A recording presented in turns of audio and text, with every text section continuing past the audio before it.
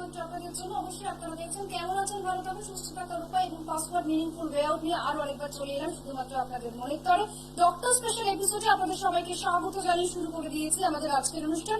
যথারীতি আজকেও কিন্তু একই নিয়মে যার উপস্থাপনা নিয়ে আমরা চলে আসতে পেরেছি, তিনি কিন্তু আজকে আমাদের সঙ্গে সামিল হয়েছেন। তিনি হলেন ডক্টর কনিষ্ঠ সরকার, ডক্টর স্পেশালিস্ট চিকিৎসক এবং প্রখ্যাত গ্যাস্ট্রোএন্টারোলজিস্ট। তার কথা শুনে চলাটা কিন্তু ভীষণভাবে দরকার।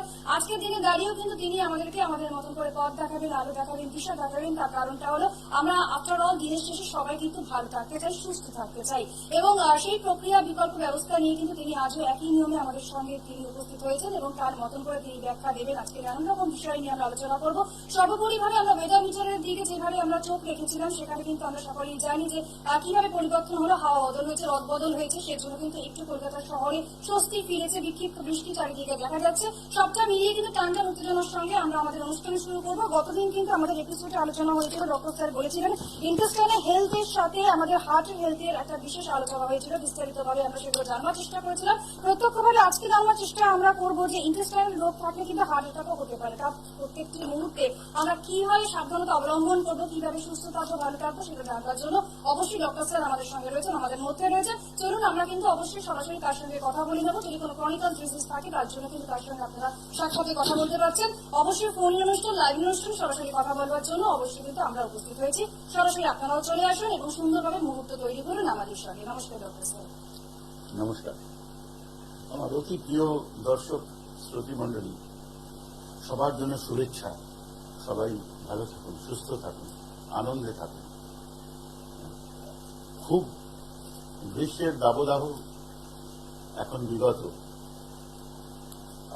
বৃষ্টি হচ্ছে, আবহাওয়া সত্যি সুন্দর, এবং তার মধ্যে আমি আগের দিনও বলেছি পৃথিবীর সব থেকে বেশি সংখ্যক মানুষকে নিয়ে যে গণতান্ত্রিক প্রক্রিয়া, অর্থাৎ আমাদের পার্লামেন্টারি ইলেকশন 2024, সেটার একদম মাঝামাঝি পর্যায়ে আমরা রয়েছি। তো সবার কাছে আর একবার বিনম্র অনুরোধ, আপনারা যেমন গ্রীষ্মকালে খুব রোদ্দুর কে উপেক্ষা করেও নিজেরা যে ভোট দিয়েছেন, এখন তো ওয়েদার অনেক ভালো, সবাই নিজের নিজের পছন্দের প্রার্থী বা দলকে দয়া করে ভোট কেন্দ্র পর্যন্ত গিয়ে নিজের ভোট নিজে দিন। এবং তার সাথে সাথে ভারতের এই গণতান্ত্রিক প্রক্রিয়াকে মহিমান্বিত করুন বিশ্বের কাছে, যারা অবাক হয়ে দেখে যে গত প্রায় 70 বছর, বলবো 70 বছর ধরে ভারতবর্ষে এই প্রক্রিয়া সফলতম ভাবে সম্পন্ন হচ্ছে। আমরা সবাই তার ভাগিদার। এর জন্য সবার একটু একটু গর্ব আমরা করতে পারি, আমাদের পাওনাও। আমি গতদিন অনুষ্ঠানে আলোচনা করেছিলাম, সেই আলোচনাতে আমি যাব, তার আগে সবার চোখে একটা জিনিস লাগছে, আমি সেটা বলবো। এই যে সৃষ্টি টিভির অন্দরমহল থেকে আমি প্রতি সপ্তাহে শনিবার দিন এসে আপনাদের জন্য একটা আলোচনার সূত্রপাত করি, আমারও বক্তব্য বলি, আপনাদের বক্তব্য শুনি, সেই জায়গাটা একটু অন্যরকম দেখতে লাগছে না? একটু অদল বদল হয়েছে না? তো আমি স্টুডিওতে থেকে জিজ্ঞেস করলাম যে এরকম অদল বদল হঠাৎ, এটা তো প্রায় এক রকম চলে আসছিল গত 20 বছর ধরে। তো এখানকার কর্ণধার যিনি, তিনি আমায় বললেন যে না ডাক্তারবাবু, এটা সবার একরকম দেখতে লাগছিল, ওই জন্য আমরা একটু বলে, উনি বললেন একটু কর্পোরেট লুক দিলাম। কর্পোরেট লুক সম্পর্কে আমার ধারণা খুব কম। আপনারা এই কর্পোরেট লুক কেমন লাগলো সেটাও জানাতে পারেন। এবার আমি কাজের কথায় আসি। গতদিন আমার লাইভ অনুষ্ঠানের পরে, মানে পরপর পরপর পরপর অনেক ফোন, আমি গুনলে হয়তো ওটা 50-এর ওপরে চলে যাবে, এবং সবাই আমাকে একটা ব্যাপারে অভিযোগ করেছেন, এবং এটাকে আমি বলতে পারি অনেকে একটু বিরূপ পেয়েছেন। বললেন যে ডাক্তারবাবু, আমরা কান খাড়া করে আছি, কখন আপনার ওই ব্যাপারে কথা শুনবো। মানে আমি শুরু করেছিলাম তো যে আমাদের গাট হেলথ, মানে আমাদের পেটের রোগের থেকে হার্ট অ্যাটাক হতে পারে কিনা, যেটা নিয়ে কিনা খুব কম আলোচনা হয়, লোকে জানে না, এটা বলে শুরু করেছিলাম। আপনাদের ফোনের উত্তর দিয়েছি, কিন্তু আমি স্পেসিফিক্যালি যেভাবে আমি বলে থাকি সেইভাবে আমাদের পেটের রোগ কিভাবে আমাদের হার্টকে এফেক্ট করতে পারে। কিভাবে কারুর পেটের রোগ থেকে সত্যি সত্যি হার্ট অ্যাটাক হতে পারে এই ব্যাপারে আমি বলিনি। হ্যাঁ, বলিনি। উত্তরটা হলো আমাকে বলতে পারার মতো সময় ছিল না কতদিন। কাজে আমি প্রথমে আগে ওইটা নিয়ে শুরু করবো, এবং আমি বলেও দিয়েছি যে আমি অ্যাটলিস্ট 5টা মিনিট বলি, তারপরে আমি আপনাদের সাথে কথাবার্তায় যাবো হয়তো। তো কারণগুলো আমি যাতে পরে সময় চলে গেলেও আপনারা ভুলে না যান, আমি সেগুলো বলবো। আমি একটু একটা ফোন নিয়ে নেবো, এ ব্যাপারে বলবো যাকে আপনারা থাকবেন। হ্যাঁ, আমি ডক্টর সরকার লাইনে আছি, বলুন। নমস্কার ডাক্তারবাবু। নমস্কার। বলছি হুম, বলুন। বলছি ডাক্তারবাবু, আমার কিছুদিন হলো 10-12 দিন ধরে শরীরে খুব যন্ত্রণা হচ্ছে, হুম বমি হচ্ছে, ওষুধ খাচ্ছি কিন্তু যন্ত্রণাটা কমছে না কিছু। হুম হুম ওষুধ খাচ্ছেন কি ডাক্তারবাবুকে দেখিয়েছেন? হ্যাঁ, ডাক্তারবাবু দেখেছি, ডাক্তার ওষুধও দিচ্ছে, সেরকম কমছে না ঠিকঠাক। তাহলে ডাক্তারবাবু আপনাকে এটা কমাবার জন্য রোগটাকে তো আগে কিছু প্রভিশনাল ডায়াগনোসিস মানে প্রাথমিকভাবে নির্ণয় করেছেন তো, যে আপনার কি হয়েছে এটা বলেছেন তো, সেটা কি? বলেছে যে এটা ভালো, আমি আমার বাইরে খাওয়া একটু বেশি খাই, এই জন্য গ্যাসের প্রবলেম হচ্ছে। ও, গ্যাসের problem হচ্ছে বলেছিল, এই জন্য কিছু ওষুধও দিয়েছিল। আচ্ছা আচ্ছা। আজকে খেয়ে কমে যাচ্ছে, কিন্তু পরবর্তীকালে আবার সেই যন্ত্রণাটা শুরু হয়ে যাবে। তাহলে অভিজিৎ বাবু আপনার বয়সটা বলবেন। হ্যাঁ, আমার বয়স হচ্ছে 22 প্লাস। ঠিক ঠিক ঠিক, বুঝেছি, ঠিক আছে। তো এখন উনি যা ওষুধপত্র দিয়েছেন সেইগুলো 3 দিন অন্তত খাওয়া হয়েছে? হ্যাঁ, এখন 3 দিন তো হয়ে যাচ্ছে। আমি যদি জিজ্ঞেস করি আজকে সকালবেলা থেকে এখনো একবারও বমি করেছেন, এখনো পেটে ব্যথা আছে কিনা, এই দুটো কোন? হ্যাঁ, ডাক্তারবাবু পেটে ব্যথাটা হচ্ছে, কিছুক্ষণ কমে না যাওয়ার পরে পরবর্তীতে আবার ব্যথাটা শুরু হচ্ছে। আপনি একটু ওষুধের নাম বলতে পারবেন, কি ওষুধ খাচ্ছেন? পেন কিলার খাচ্ছি, পেন কিলার। পেইন কিলার খাচ্ছেন? ও আচ্ছা আচ্ছা। আর কিছু? আর কিছু? আর কিছু খাচ্ছি। ও, এটা ডাক্তারবাবু দিয়েছেন? হ্যাঁ, এখন গ্যাসের ওষুধও খাচ্ছি। ও, গ্যাসের ওষুধ আর পেইন কিলার। হ্যাঁ, হ্যাঁ।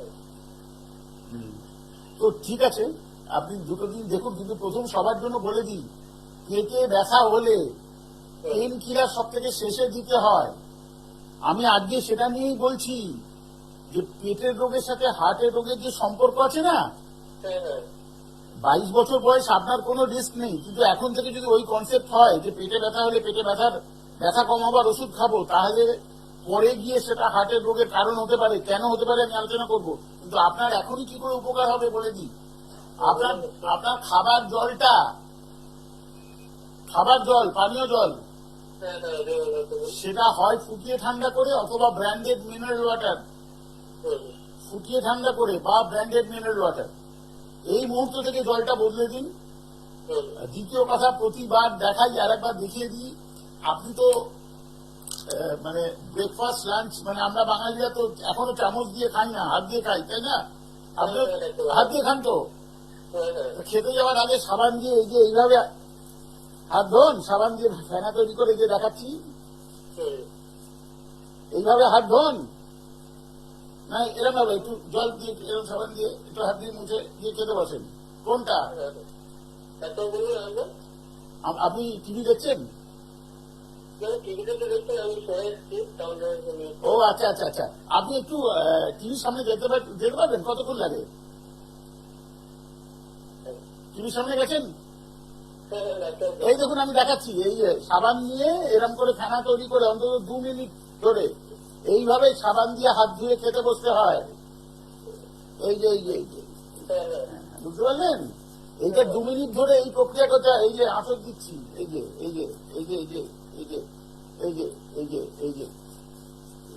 এইটা শুনে লোকে হাসবে, দেখে যে ডাক্তারবাবু এরকম করে দেখাচ্ছি কেন। আসলে 90% পেটের প্রবলেমের মূল জায়গা হচ্ছে ভালোভাবে হাত না ধোয়া। বিশ্বাস করুন, মানে এত সিম্পল জিনিসটা কেন যে আমরা শিখি না। আর আমরা হাত দিয়ে কি করে বলতে, ওই একটা স্যানিটাইজার বা কিছুতে হাতটা এরম করে বা জলটা একটু হাতটা এরম করবি, এটা হাত ধোয়া নয়। যেভাবে দেখালাম এইভাবে হাত ধুতে হবে। অর্থাৎ এইভাবে হাত ধুয়ে খেতে বসুন, জলটা বদল করুন। 24 ঘন্টার মধ্যে না কমলে আমার হেল্পলাইন নাম্বারে ফোন করুন। ঠিক আছে, আমি তাহলে লাইন গুছিয়ে করি। ধন্যবাদ। আচ্ছা, বারাসাত থেকে ওই ফোন করেছিল। আমি যে প্রসঙ্গে ছিলাম ওটাকে একটু এগিয়ে নিয়ে যাব। তাহলে আমাদের যে গাট হেলথ, আমাদের জিআই সিস্টেম কি করে হার্টকে এফেক্ট করে? তিনটে ভাবে মূলত, 1, 2, 3।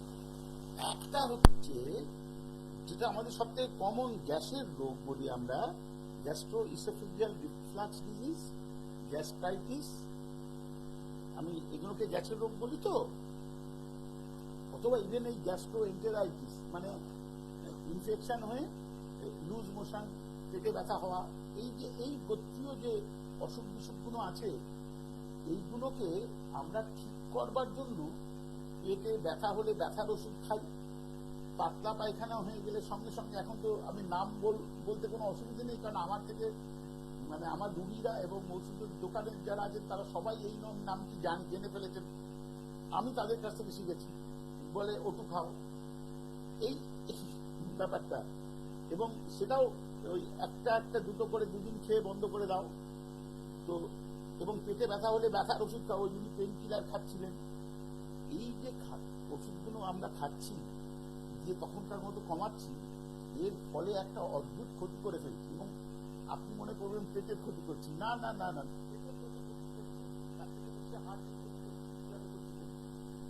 দেখুন আমাদের একজন অ্যাডাল্ট পার্সনের জিআই সিস্টেমের মধ্যে মানে ইন্টেস্টাইনের মধ্যে বন্ধু ব্যাকটেরিয়া আর কিছুটা নিরপেক্ষ ব্যাকটেরিয়া, মানে ওরা বন্ধুও নয় শত্রু নয়, এরা একদম গিজগিজ করছে। এবং আপনি যদি ওজন করে দেখেন 2 থেকে 3 কেজি ওজন, একদম আমাদের এই মুখগহ্বর থেকে শুরু করে পুরো জায়গাটা মানে সিগময়েড কোলন এবং তার পর পর্যন্ত 2 থেকে 3 কেজি ব্যাকটেরিয়া ঘুরে বেড়াচ্ছে, বাসা বেঁধে রয়েছে।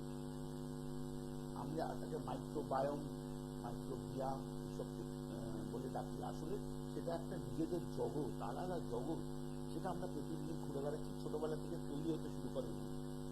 এবং আমরা কিরকমভাবে বড় হচ্ছি, কি ধরনের খাবার খাচ্ছি, কতটা হাইড্রেটেড থাকছি, কতটা প্রচন্ড টেনশন করছি, কতটা রাগ দুঃখ ঘৃণা মানে এই ধরনের ইমোশন দিয়ে নিজেদের ঢেকে রাখছি, এই সমস্ত আমাদের এই ব্যাকটেরিয়ার মধ্যে ডেভেলপ করতে, সাস্টেন করতে এবং আইদার আমাদের হেল্প করতে অথবা আমাদের শত্রুতা করতে আমরাই প্ররোচিত করছি। অর্থাৎ একই রকম একটা অসুখে একজন লোকের 2 দিন জ্বর হয়েছে তারপর ফিট হয়ে গেল, আর একজন লোক 7 দিন বিছানায় শুয়ে রয়েছে। এই কথাটা বললেই না আপনাদের মনে হবে না যে ও ওটা তো আমি জানি, ওই লোকটার ইমিউনিটি কম, ওই লোকটার ইমিউনিটি বেশি, এইভাবে ভাবি আমরা। এবং ভাবাটা খুব একটা খারাপ কিছু নয়, কিন্তু যখন এরকম ভাবে ভাবি তাহলে ইমিউনিটিটা আসছে কি করে, কেন ওই লোকটার ইমিউনিটি কম, কেন ওই লোকটার ইমিউনিটি বেশি, ওইখানে যদি আপনি আর একটু গভীরে ভাবেন দেখবেন আসলে আমাদের এই মাইক্রোবায়োমস, এইগুলোকে আমরা বলি, এটা প্রত্যেকটা মানুষের এই ব্যাকটেরিয়াল ফ্লোরা মানে এদের যে অবস্থানের ধরন, সেটা প্রত্যেকটা সিঙ্গল এক একজনের এক এক রকম। ঠিক যেমন আমাদের এই লেফট থাম্ব ইমপ্রেশন এক একজনের এক এক রকম, এটা দিয়ে মানুষ চেনা যায়। এখন আধার কার্ডে আমরা হাতে ছাপ নিয়ে, এই যে আইরিসের ছাপ নিয়ে বুঝি না, আলাদা আলাদা মানুষ, ঠিক তেমনি ইন্টেস্টিনাল ব্যাকটেরিয়াল ফ্লোরা প্রতিটা মানুষের আলাদা আলাদা। এবং এইটা নির্ণয় করে নানা রকম জিনিস, আপনার ইমিউনিটি নির্ণয় করে, আপনার হার্টের হেলথ, আপনার মাসে হার্ট অ্যাটাক হবে কিনা এটাও নির্ণয় করে। এবং এ ব্যাপারে সত্যি সত্যি কম কথা হয়েছে। এবার দ্বিতীয় কথা, প্রথম বললাম যে এরা gastritis, gastro oesophageal reflux disease ও গ্যাস্ট্রো এন্টেরাইটিস সবই পেটের রোগ, এগুলো থেকে কিভাবে হার্ট এফেক্ট করতে পারে। দ্বিতীয়, ইরিটেবল বাউল সিনড্রোম, এটা থেকে হার্ট এফেক্ট করতে পারে যারা ইরিটেবল বাউল সিনড্রোমে ভুগছেন, সবই পেটের রোগ। কিন্তু এছাড়া ইনফ্ল্যামেটরি বাউল ডিজিজ, যেমন কিনা ক্রনস ডিজিজ বলে রোগ আছে, এটা লোকে কম জানে, তবু আমি বলে রাখলাম। তো এইগুলো থেকে হার্ট এফেক্ট করতে পারে। এবার আমাকে বলতেই হবে মেকানিজম কি করে এফেক্ট করে মশাই, কারণ আমাদের তো ইন্টেস্টাইনের মধ্যে ব্যাকটেরিয়া গুলো রয়েছে, হার্ট তো অনেক দূর। আর এরা হার্টকে তো চেনেও না, হার্টকে এফেক্ট করবে কি করে? দেখুন, হার্টকে এফেক্ট করতে হলে প্রথমেই তাহলে কিভাবে চিন্তা করতে হয়?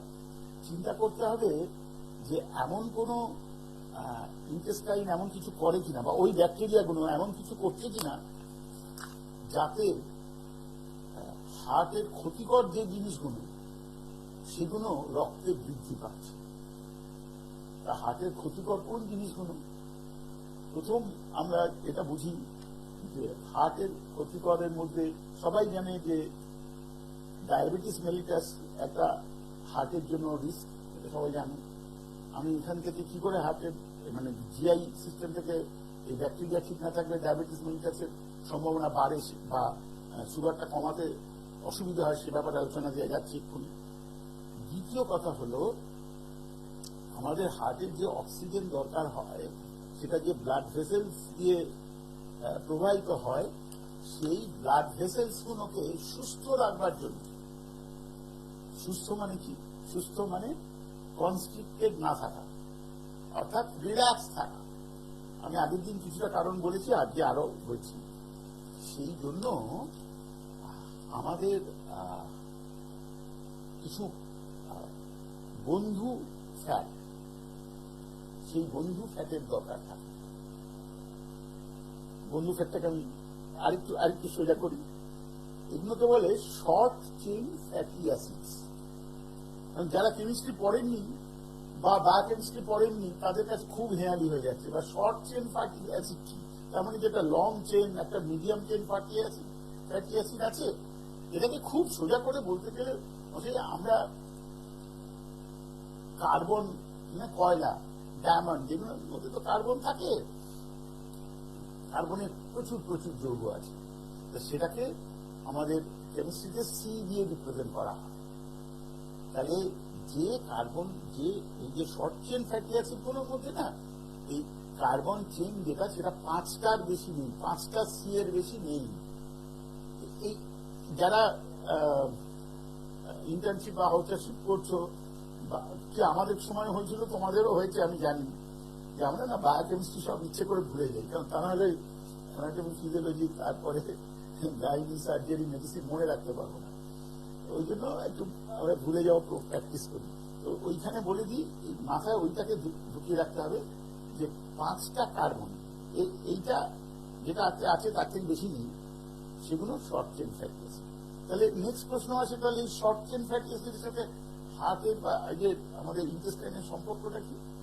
সম্পর্কটা হচ্ছে, আপনি যখন হাই ফাইবার ডায়েট নেবেন, দেখুন কোথা থেকে কোথায় চলে যাচ্ছি, কারণ সময় তো কম, ব্যাপারটা নিয়ে বলে যেতে হবে, পরে ইউটিউবে থাকবে, 3বার করে শুনলে বুঝতে পারবেন। এই নিয়ে আলোচনা নেই। সেটা হচ্ছে যে আপনি যখন হাই ফাইবার ডায়েট নেবেন, এখন সবাই এই কথাটা শুনেছে যে হাই ফাইবার ডায়েট, ব্যাপারটা কি? ব্যাপারটা একটু সোজা করে উল্টো দিক দিয়ে ঘুরিয়ে বলতে হবে।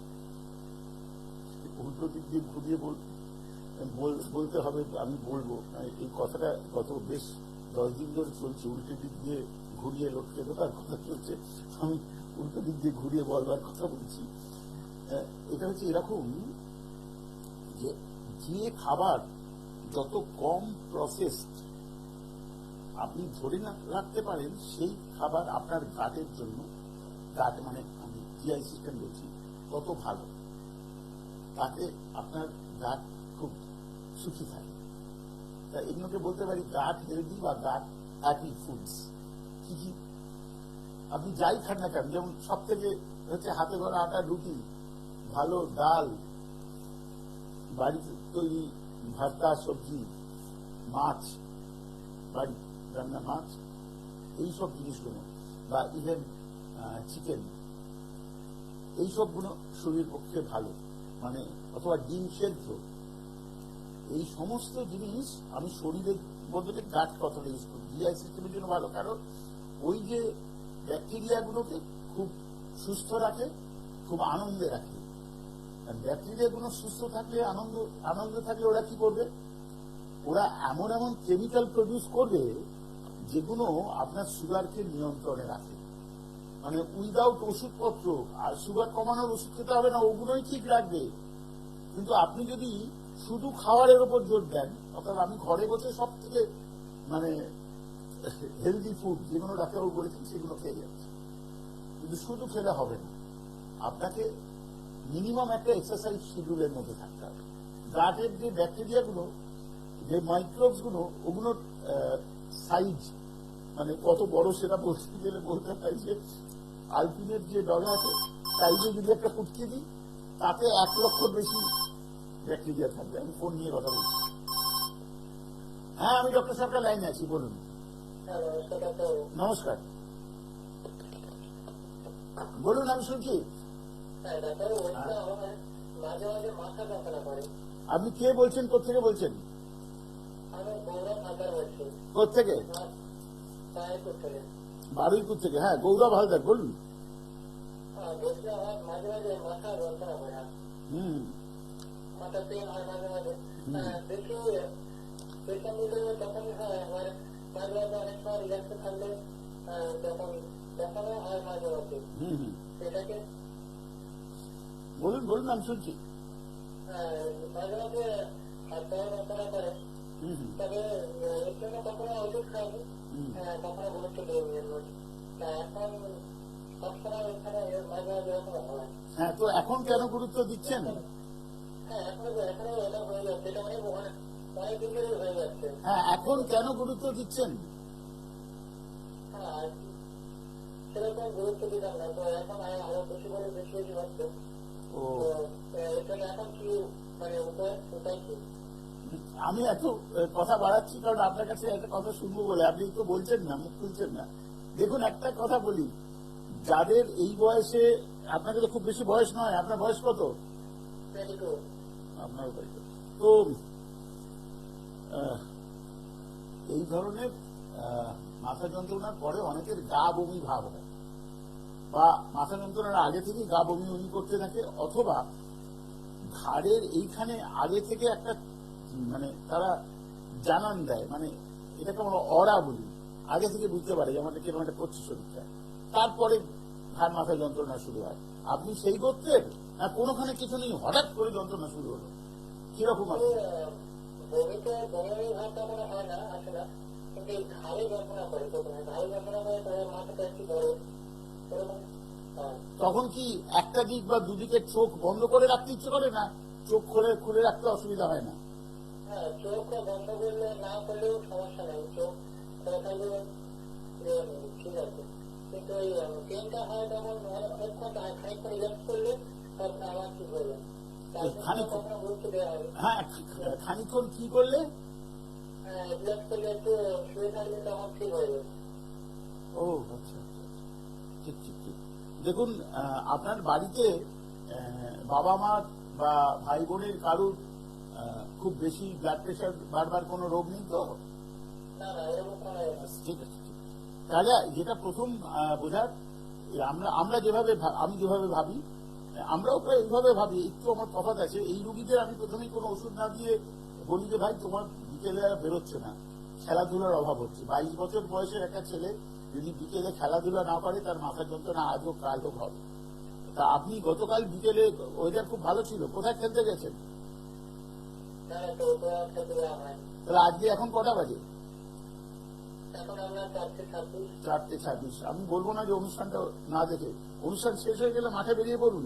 আপনি বাড়িপুর থেকে ফোন করছেন, এখনো জায়গা আছে ওখানে, মাঠে বেরিয়ে পড়ুন। দেখুন বাচ্চারা ফুটবল খেলছে কিনা, যোগ দিন। আর কিছুই যদি না পারেন, পেছনে দাঁড়িয়ে থাকুন, যে বলগুলো পেছনে চলে আসছে সেই বলগুলো মাঠে ছেড়ে দিন, ঠিক আছে? অনেক সময় এখন লাউড জায়গা থাকলে তখন সেখানে মাথা ধরে, আর একটু নার্ভাসনেস কি সমস্যা আছে, নার্ভাসনেসের কখনো বেশি জায়গায় মধ্যে থাকলে আমরা একটু এরকম ছিল। হ্যাঁ হ্যাঁ হ্যাঁ, তাই তো। এটাকে অন্যরকম ভাবে আমি বলবো, আর একটু আমরা বলি সেলফ কনফিডেন্সের অভাব, ভয় ভয় পান, একটু একটু ভয় হয়। এর কারণটা হচ্ছে নিজে এই বয়সে খেলাধুলো, একটু মারামারি এইসব কিছু করেন না। খেলতে হবে, খেলতে হবে, খেললে পড়াশোনার রেজাল্টও ভালো হয়, শরীর ভালো থাকে, হার্ট ভালো থাকে, পেট ভালো থাকে। এবং বিকেল বেলা এত সুন্দর ওয়েদারে যদি খেলতে না যান, কখন যাবেন? এবং আপনি মনে করবেন না যে আমি আপনাকে কোনো একটা এক্ষুনি সিটি স্ক্যান এমআরআই করতে বলবো, যদিও এখনকার দিনে এটা আমাদের নর্ম হয়ে গেছে, মাথার যন্ত্রণা 14 দিন হয়ে গেছে, কমছে না, সিটি স্ক্যান করো, এমআরআই করো। তো আমরা তো সেই যুগটা আমি পেরিয়ে এসেছি, মানে অনেক রুগী দেখে প্রথমে এখন বলবো না আপনাকে, আপনার অত কিছু হয়নি, আপনার খেলাধুলার অভাব ঘটেছে মশাই। আপনি বিকেলবেলা আজকে হোক বা কালকে থেকে খেলাধুলা যা পারবেন, বারুইপুরে যখন থাকেন আমার বলার দরকার নেই, এখনো লোকে ওখানে ফুটবল খেলে, যোগ দিন, ঠিক আছে? ওইটা সাহায্যের কোনো মেডিসিন আমি জানি তো আমরা তো ওইভাবে প্রায় যে ডাক্তারবাবু একটা ওষুধ দিয়ে মাথা যন্ত্রণা কমাবো, এবং ডাক্তারবাবুদের থেকেও বেশি আপনি দেখুন পাশের ওষুধের দোকানে যান, কত রকমের ওষুধ বলে দেবে আপনাকে, আমি জানি না, এত ওষুধের নাম তারা জানে। আপনি দয়া করে এই বয়সে মাথার যন্ত্রণা ওষুধ দিয়ে কমাবার চেষ্টা করবেন না। আপনি খেলতে গিয়ে দেখুন না, না কমলে তো আমার নাম্বার আছে, আপনি হেল্পলাইনে করুন, কিছুতে না কমলে তখন চিন্তা করা যাবে। আর একটা চিন্তা করে দেখুন সবাই যারা শুনছেন, 22 বছরে একটা ছেলে মাথা যন্ত্রণার জন্য ডাক্তারবাবুর কাছ থেকে ওষুধ চাইছে, বলছে খেলাধুলা ছাড়া অন্য একটা রাস্তা বের করুন। এটা অ্যাকসেপ্টেবল নয়। মানে আমাদের আবহাওয়া বদলেছে, দিন বদলাতে চলেছে, চিন্তা বদলাতে হবে, সেই যেটা ভালো ছিল সেই ভালো যে জিনিসগুলোকে ফিরিয়ে আনতে হবে। আমার কথা বুঝেছেন? খেলাধুলার জায়গায় ফিরে আসতে হবে। ঠিক, পরে যদি দরকার পড়ে ফোন করবেন, আমি উত্তর দেবো। ধন্যবাদ। হ্যাঁ, তো আমি যে প্রসঙ্গে ছিলাম, আমি গার্ড হেলথের সম্পর্কে, হার্টের সাথে সম্পর্ক বলতে গিয়ে আমি মাইক্রোবায়োমের কথা বললাম, আমি ইন্টেস্টিনাল ব্যাকটেরিয়ার ফ্লোরার কথা বললাম, সিগনেচার ইন্টেস্টিনাল ব্যাকটেরিয়ার ফ্লোরার কথা বললাম। এইবার মেকানিজমটা বলতে চেয়েছি, মানে একদম ভেতরে কি হয়, যাতে হার্ট ভালো থাকবে কি খারাপ থাকবে সেটা ডিটারমাইন্ড হয়, অনেক আগে থেকে হয়, সেটা কিভাবে হয় সেটা বলব। আমি ওই জায়গার পরের পয়েন্টগুলো একটু বলে দিই। সেটা হচ্ছে, আমি বললাম যে আমাদের গার্ডকে ভালো রাখার জন্য আমরা কি ধরনের খাবার খাচ্ছি আর এক্সারসাইজ, এই দুটো খুব ইম্পর্টেন্ট। মানুষ কি করে মনে করে, মানে বেশিরভাগ মানুষ টিউন হয়ে গেছে, তো বলে ডাক্তারবাবু কেন, আমি সব নানা রকম গাট হেলদি ব্যাকটেরিয়া, এখন সব এত বিজ্ঞাপন দিয়েছে না, সবাই বলে এটা প্রোবায়োটিক, আমি প্রোবায়োটিক, এটার মধ্যে প্রোবায়োটিক আছে, ওইটা প্রোবায়োটিক বলে আমাকে অনেক কিছু বোঝায়। আমি উত্তর দেবো, একটা ফোন নেবো। হ্যাঁ, আমি ডক্টর সরকার লাইনে আছি, বলুন। হ্যাঁ, মিঠুবাবু,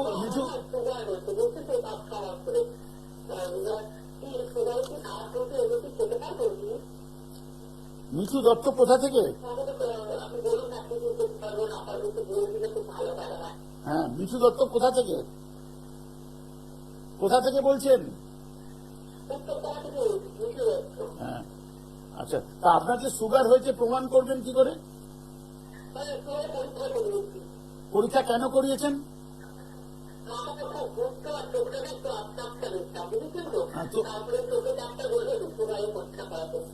তাহলে ডাক্তারবাবু অ্যাডভাইস করেছেন, তাই না? সুগারের পরীক্ষা করাতে কি ধরা পড়লো?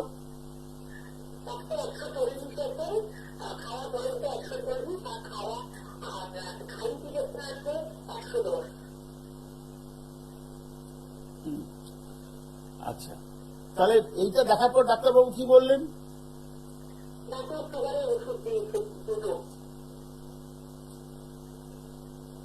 আচ্ছা, সুগারের দুটো ওষুধ দিয়েছেন? চোখের ডাক্তারবাবু দিয়েছেন? চোখের ডাক্তারবাবু দিয়েছেন? ও, ঠিক আছে। আপনাকে যেটা করতে হবে, আপনার নিজের যে ফিজিশিয়ান, বাড়ির যে ডাক্তারবাবু, তার সাথে একটু পরামর্শ করুন। এখানে আমি দুটো ব্যাপার খুব ক্লিয়ার করে দিচ্ছি, আপনিও শুনুন। সেটা হচ্ছে, আপনার ব্লাড সুগার লেভেল যা আছে 140 পিপি আর 110 ফাস্টিং,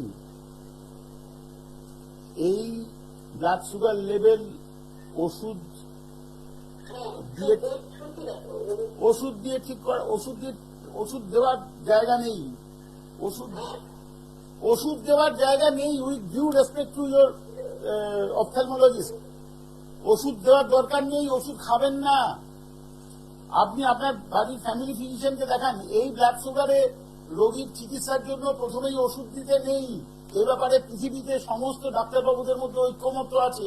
কোথাও একটা বোধহয় ভুল হচ্ছে, হয় আপনার রিপোর্ট যা আপনি বলছেন তার থেকে বেশি সুগার বেরিয়েছে, অথবা আপনি যেটা বলছেন যে ডাক্তারবাবু আমাকে দুটো ওষুধ দিয়েছে সুগারের, ওই দুটো সুগারের ওষুধ নাও হতে পারে। আর 3 নম্বর এরকম হতে পারে ডাক্তারবাবু অন্য কারো রিপোর্ট দেখে একটা প্রেসক্রিপশন করেছেন যেটা আপনি আপনার প্রেসক্রিপশন বলে ভাবছেন। আর তাহলে আমি খবর দেখছি, আমি তো ওষুধ অনেকদিন করে খাচ্ছি, 3 মাস হয়ে গেল। আপনি আপনার বাড়ির ফিজিশিয়ানকে দেখান বা পরে আমার হেল্পলাইনে ফোন করুন। পরিষ্কার বলছি, 140 আর 110 ফাস্টিং আর টিপি, এই 110 আপনার ফাস্টিং, 140 টিপি সুগার, এটা হচ্ছে মিলিগ্রাম অফ গ্লুকোজ, ইউনিট হচ্ছে মিলিগ্রাম অফ গ্লুকোজ। তো এই ব্লাড সুগারে শুরুতে ওষুধের কোনো ভূমিকা নেই। কোনো জায়গায় একটা ভুল হচ্ছে, বারবার বলছি, আপনি ফোন করেছেন, আপনার ভাগ্য সুপ্রসন্ন।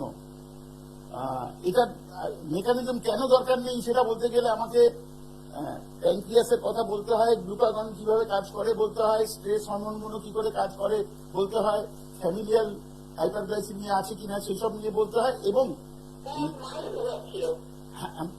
হয়তো ওই কারণে উনি ভাবছেন যে আপনারও ওইটার জন্য হয়েছে, ওই জন্য আগে থেকে ওষুধ দিয়ে কমাই। এগুলো আগে থেকে ওষুধ দিয়ে কমানোর না, অন্য রাস্তা আছে। এটা যেহেতু আজকের কথা বলার মূল বিষয়বস্তু নয়, টপিক নয়, সেহেতু আমি খালি এইটুকুনি বলে দিচ্ছি। বলুন বলুন বলুন। আপনি রাতের দিকে ফোন করবেন,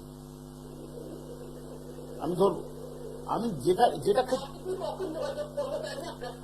আপনি পরে হেল্পলাইনে ফোন করুন, বলে দেবে। আমি এই মুহূর্তে, আপনি হেল্পলাইনে ফোন করুন, বলে দেবে। ঠিক আছে, হ্যাঁ, আমি সবার জন্য একটা ব্যাপার পরিষ্কার করে দিই, যেহেতু ব্লাড সুগার এখনকার দিনে এত র্যাম্পান্ট, সেহেতু এইটা সম্পর্কে আমাদের আরো একটু সাবধানতা অবলম্বন করা উচিত। ওষুধ খাওয়ার শুরু করতে গেলে বা ইনসুলিন নেওয়া শুরু করতে গেলে সেগুলো নিয়ে আমি আলোচনা করা খুব লোভ হচ্ছে আমার মনে হচ্ছে যে আমাদের প্যানক্রিয়াসের ভূমিকা, যেখানে ইনসুলিন গ্লুকাগন দুটো হরমোনই নিশ্চিত হয়, আমাদের অ্যাড্রিনালিন হরমোন এবং অন্যান্য হরমোনগুলোর ভূমিকা, আমাদের দৈনিক জীবনযাত্রা, খাওয়া দাওয়া, এক্সারসাইজের ভূমিকা, আমাদের যেটা বললাম যে জেনেটিক্যালি আমরা কি পেয়েছি সেটার ভূমিকা, আমাদের এনভায়রনমেন্ট কিভাবে আমাকে এফেক্ট করছে। তো এটা বললেই আমি যেখানে এখন নদীর রচনায় আছে, আমাদের গরুর রচনায় চলে যেতে হবে। আমার ইচ্ছা, আমি এটা নিয়ে আরো একদিন পরিষ্কার করে বলবো। আমি এখন যেখানে আছি সেটা বলি। তাহলে এই গাট হেলথের সাথে আমি এক্সারসাইজের কথা, কি করে হ্যাপি অ্যান্ড হেলদি রাখবো মাইক্রোবায়ামগুলোকে, সেই কথা দিয়ে শুরু করেছিলাম। তাতে আমি শর্ট চেন ফ্যাটি অ্যাসিডের কথা বললাম। এই শর্ট চেন ফ্যাটি অ্যাসিডের সূত্রটা কি, মানে প্রত্যেকে আসলো, আমি এটাই বললাম যে যত ফাইবার রিচ খাবার খাবেন এবং যতটা ন্যাচারালি অকারিং খাবার ন্যাচারাল ভাবে খাবেন, এর মধ্যে আমি, তার মানে আমি বলছি না যে মানুষ ওই সবকিছু কাঁচা কাঁচা খাবেন, তা নয়। তাহলে আমাকে উল্টো দিক দিয়ে এটা বলতে হয় যে কোনটা প্রসেসড ফুড, কোনটা আমাদের গাটের যে ব্যাকটেরিয়াগুলো সেগুলোকে রাগিয়ে দেয়, সেগুলোর ক্ষতি করে, এবং সেগুলোর ক্ষতি করার ফলে কিভাবে হার্টের ক্ষতি হয় সেগুলো একটু করে ছুঁয়ে দিতে হবে। তারপর তো আমাদের কার্ডিওলজিস্ট বন্ধুরা আছেন, তারা তাদের মতো জায়গায় করে সেভাবে বলবেন। ব্যাপারটা কি বুঝিয়ে বলছি, সেটা হচ্ছে হার্টের জন্য কিছু কিছু ধরনের ফ্যাট খারাপ, কিছু কিছু ধরনের ফ্যাট অতটা খারাপ না, উপকারী। যেগুলো হার্টের জন্য খারাপ ফ্যাট, সেগুলোকে রক্ত থেকে সরিয়ে নেওয়ার জন্য আপনার এই হ্যাপি অ্যান্ড হেলদি মাইক্রোবায়াম খুব হেল্প করে। আপনার অজান্তে হেল্প করে চলেছে। আপনি তার জন্য কিন্তু কিছু করছেন না, শুধু সামান্য একটু মানে খাবার দাবার, এক্সারসাইজের একটু বদল করছেন, একটু আরামে ঘুমোচ্ছেন, আর খুব বেশি টেনশন হয় এরকম চিন্তা করছেন না। মানে একজনের কোনো জিনিসটা, ধরুন আমি কথার কথা বলছি, মানে এখনকার দিনে বিভিন্ন মিডিয়াতে, টিভিতে, খবরের কাগজে মানে এমন এমন সব জিনিসের ছবি দেখে, একটা রাজপ্রাসাদ, বিশাল রাজপ্রাসাদের ছবি দেখতেন, আর ছবি দেখে আপনি ভেতরে ভেতরে মন খারাপ করছেন, আহা আমার ওই রাজপ্রাসাদটা নেই। কি করে রাজপ্রাসাদটা করা যায়, এই লোকটা ওই করে ওই বিশাল বড় বাড়ি করেছে, কোথায় আমি তো করতে পারলাম না। বা কেউ একটা বিশাল একটা ফার্স্ট ক্লাস গাড়ি চলছে, বা আমার কথা বলছি সাউথ অফ ফ্রান্সে বেড়াতে গেছে, কোথায় আমি তো যাচ্ছি না। এই যে নিজের মধ্যে একটা শূন্যতা সৃষ্টি হয়, নিজের মধ্যে আমার কিছু নেই ভাব, এই ব্যাপারগুলো আপনার হরমোনগুলোকে প্রভাবিত করে বা বিভিন্ন রকম ভাবে আপনি প্রভাবিত হন এবং আপনার গাট হেলথকে খারাপ করেন, অথচ একবারও ভুলেও ভাবেন না যে আপনার কি আছে এবং আপনি কতটা রিচ, সব দিক দিয়ে কতটা রিচ। উদাহরণ দিলে আমি একটু বলি যে ভদ্রলোক বা ভদ্রমহিলা 50 বছর বয়সে, আমি সরাসরি বলি যে কোন রকম জোলাপ না খেয়ে নর্মালি একবার ভালো পায়খানা যান, এটা খুব রিচনেসের লক্ষণ। যার অন্তত নিজের একটা ঘর আছে, মানে বৃষ্টিতে ভিজে হচ্ছে না, বৃষ্টির ছাঁট ঢুকছে না, যার অন্তত নিজের একটা বাহন আছে, নিজের ছেলে পুলেরা চোর ডাকাত নয়, মাঝারি হোক ভালো হোক কিছু একটা করছে, তার মতো সুখী, তার মতো বড় লোক কে আছে?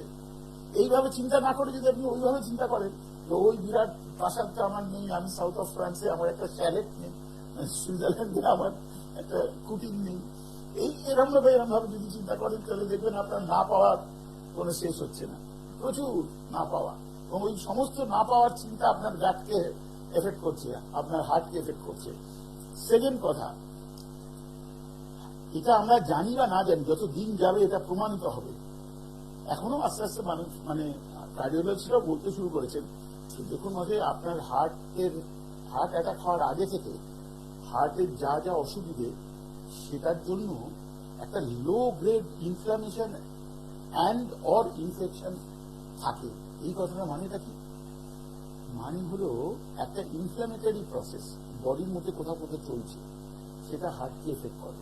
কারণ আমি তো বললাম ইনফ্লামেশন, আপনারাও শুনলেন ইনফ্লামেশন, কি বুঝলেন? কিছু বোঝা মুশকিল। ইনফ্লামেশনের বাংলা প্রদাহ, আরো শক্ত কথা, প্রদাহ বলতে কেউ কিচ্ছু বোঝে না।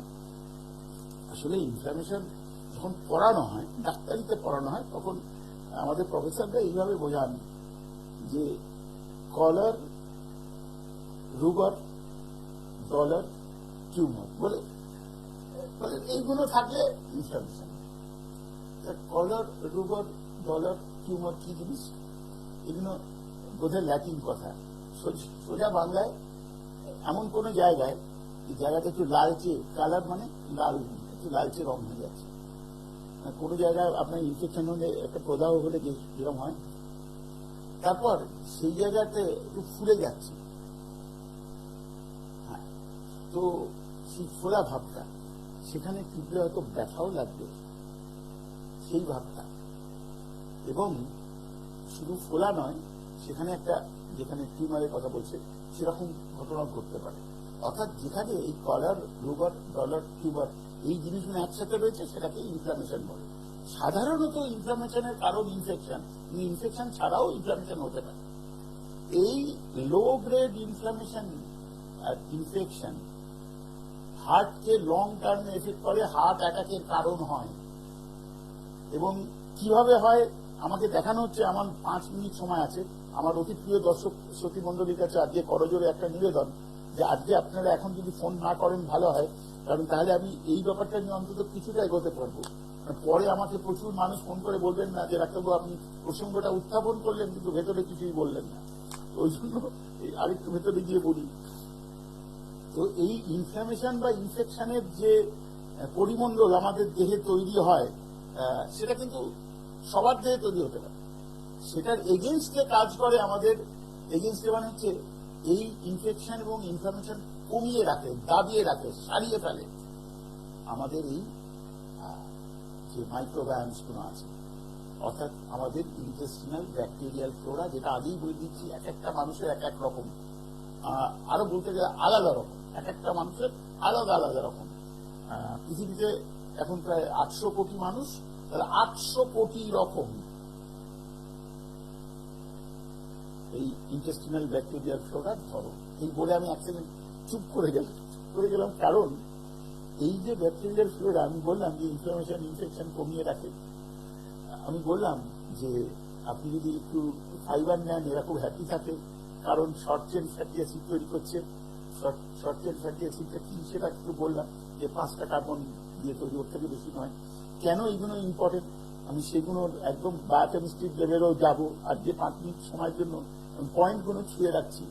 এখানে একটা খুব, যারা বোঝবার চেষ্টা করেন, যারা কেমিস্ট্রি স্টুডেন্ট এবং যারা সদ্য এমবিবিএস পাস করেছেন, ইন্টার্নশিপ বা হস্তক্ষেপ করছেন, তাদের মাথায় কিন্তু একটা প্রশ্ন ঘুরছে, সেই প্রশ্নটা একটু ক্লিয়ার করে দিতে হবে। সেই প্রশ্নটা হচ্ছে যে ঠিক আছে, আমার গাট হেলথটা তো বুঝলাম, ডক্টর সরকার এটা তো যা যা বলেছেন, হ্যাঁ this is scientific, this can happen. আচ্ছা, কিন্তু তাহলে এই ব্লাড ভেসেলের মধ্যে, ব্লাড ভেসেল মানে আমি সারা দেহের ব্লাড ভেসেলের কথা বলছি, আর পার্টিকুলারলি হার্টের ব্লাড ভেসেলগুলোর কথাও বলছি। সেখানে যদি ক্লট তৈরি না হয়, তাহলে গাটে যাই থাকুক না কেন ব্লাড কম বেশি ফ্লো করবে। আর যদি কম ব্লাড ফ্লো করে তো সেটা বাড়ানোর জন্য তো আমাদের, হ্যাঁ সত্যি আমাদের কিছু কিছু ওষুধ আছে যেগুলো শুরু আবার সেই অবাক হয়ে যাবে না, ডিনামাইটের সাথে যুক্ত, কিন্তু মানে নাইট্রোগ্লিসারিন বলে যে যৌগটা আমাদের হার্টের ব্লাড ভেসেলে ব্লাড ফ্লো বাড়াতে, মানে ভাসো ডাইলেটেশন করে, ওই নাইট্রোগ্লিসারিন দিয়েই কিন্তু ওই অ্যালফ্রেড নোবেল ডিনামাইট তৈরি করেছিলেন, পেটেন্ট করেছিলেন, তারপর তো নোবেল প্রাইজের ঘটনা সবাই জানে। তো আমি কেন এটাকে এইভাবে বললাম যাতে ভুলে না যান, তো তারা ভাববে তো আমার তো নাইট্রোগ্লিসারিন আছে, আমার যদি ক্লট যতক্ষণ তৈরি না হচ্ছে আমি তো ব্লাড ভেসেলটাকে একটু ডাইলেট করে তখনকার মতো চালিয়ে দিতে পারবো, কথাটা একদম ঠিক, চালিয়ে দিতে পারবো। কিন্তু এইটা যদি আমি বলি যে তাহলে ভাই ক্লটটা হচ্ছে কেন, তখন সবাই বলবেন কেন কোন জায়গায় ক্লটটা তৈরি হয়েছিল, ক্লটটা তৈরি হয়েছিল কেন, সেখানেই ব্যাপার। 3টে কারণে ক্লট তৈরি হতে পারে। একটা হচ্ছে যদি ব্লাড ফ্লো ঠিক মতো না হয়, অর্থাৎ খুব আস্তে আস্তে ফ্লো হচ্ছে, অর্থাৎ যেখানে নদীর বহমানতা নেই সেখানে শ্যাওলা জমে, ওই থিওরি। সেকেন্ড, একটা প্রশ্নের উত্তর সবাইকে দিতে হবে, ব্লাড ফ্লো মানে কি? ব্লাড ফ্লো মানে একটা সরু ভেসেলের মধ্যে ফ্লুইড, ব্লাডের মধ্যে ফ্লুইড অংশ, আর ব্লাডের মধ্যে যে ফর্ম এলিমেন্ট বা সেলগুলো, সেগুলো একসাথে বয়ে যাচ্ছে। সেলের মধ্যে সব থেকে বেশি কি আছে? রেড ব্লাড কর্পাসেলস, সেগুলো বয়ে যাচ্ছে। সেগুলো বয়ে যাচ্ছে, প্রত্যেকটা রেড ব্লাড কর্পাসেলস আলাদা আলাদা ভাবে যাচ্ছে। তো ধরুন এরকম একটা সিচুয়েশন যেখানে রেড ব্লাড কর্পাসেলস, এরকম গোল গোল রেড ব্লাড কর্পাসেলস, আমরা তো ক্যারাম খেলেছি, ক্যারামের ওই যে গুটিগুলো যেরকম হয় একটার পর একটা একটার পর একটা এরকম করে বসে যাচ্ছে, পুরো একটা অনেক গুণ একসাথে হয়ে গেল, চেপে বসে গেছে, আঠালো হয়ে গেছে। এটাকে আমরা যারা রাশিয়ান রুলো জানে, রুলো ফরমেশন বলি। তো ওরকম বসে গেলেই ওটা সাইজে বড় হয়ে একটা ক্লটের মতো হয়ে আটকে যাবে। হ্যাঁ আমি শুনতে পাচ্ছি, আমাকে 40 সেকেন্ড সময় আমি ধার করে নিচ্ছি, কিছু করার নিয়ে, এটা শেষ করবো আমি। তো এই রুলো ফরমেশন হয় কেন? তাহলে প্রশ্ন আছে যে নর্মাল যখন থাকে, সবকিছু হেলদি থাকে, তখন আরবিসি গুলো একটার উপর একটা বসে যায় না কেন, বা আরবিসি গুলো ব্লাড ভেসেলের ভেতরের ওয়ালে লেগে যায় না কেন? কেন লেগে যায় না, আটকে যায় না? এই প্রশ্নের উত্তরের মধ্যেই আমাদের গাছের কি করে আমাদের হেল্প করে সেটা আছে। সোজা কথা, এগুলোর মধ্যে নেগেটিভ চার্জ থাকে। নেগেটিভ চার্জ আমরা জানি একই রকমের চার্জ বিকর্ষণ করে, রিপেল করে। তো সুস্থ যখন থাকি আমরা, তখন এই নেগেটিভ চার্জের আরবিসি আর ব্লাড ভেসেলের ভেতর দিকটাও নেগেটিভ চার্জ বলে একটা বিশেষ ধরনের বিকর্ষণ প্রক্রিয়া কাজ করে, একে অপর থেকে দূরে থাকে। এবার যেই নেগেটিভ চার্জটা কমতে শুরু করে, মানে ইনফ্লামেশন, ইনফেকশন হতে যখন শুরু করে, তখন নেগেটিভ চার্জ বাড়তে শুরু করে, নেগেটিভ চার্জ কমতে শুরু করে। এবং যেই কমতে শুরু করে তখন একে অপরের প্রতি অ্যাট্রাক্টেড শুরু করে এবং আটকে যায়, জমে যায়, দলা পাকিয়ে যায়। পেছনে ব্লাড ভেসেলের দিকে ব্লাড ফ্লো করছে, সেটাকে আটকে দেয়। অর্থাৎ এই নেগেটিভ চার্জের সাথে সম্পর্কযুক্ত। এবং এই নেগেটিভ চার্জ আমাদের এই গুড গাট হেলথ এই নেগেটিভ চার্জটাকে বজায় রাখে। আমাকে বলে দিচ্ছে আর একদম সময় নেই, আমরা পরের দিন পজিটিভ মাইন্ডসেট নিয়ে চলে আসবো। অবশ্যই দুর্দান্ত ফিডব্যাক দিলেন কিন্তু ডক্টর স্যার আমাদেরকে, এবং আমরা কিন্তু সর্বোপরিভাবে জানতে পারলাম যে পেটের সমস্যা থেকে কি কি ধরনের প্রক্রিয়া হতে পারে। তার জন্য আপনারা অবশ্যই আমাদের চোখে চোখ রেখে অনুষ্ঠান দেখেছেন এবং কানে কান রেখে অনুষ্ঠান শুনেছেন। সবটা মিলিয়ে কিন্তু আজকে সর্বোপরিভাবে ভালো লাগা তৈরি হলো। আজকের অনুষ্ঠান এখানেই শেষ করলাম। আপনারা সবাই সুস্থ থাকুন, আনন্দে থাকুন, ভালো থাকুন। ছিলাম অমৃতা, ছিলেন ডক্টর স্যার, তাকে জানি ধন্যবাদ জানাচ্ছি। নমস্কার।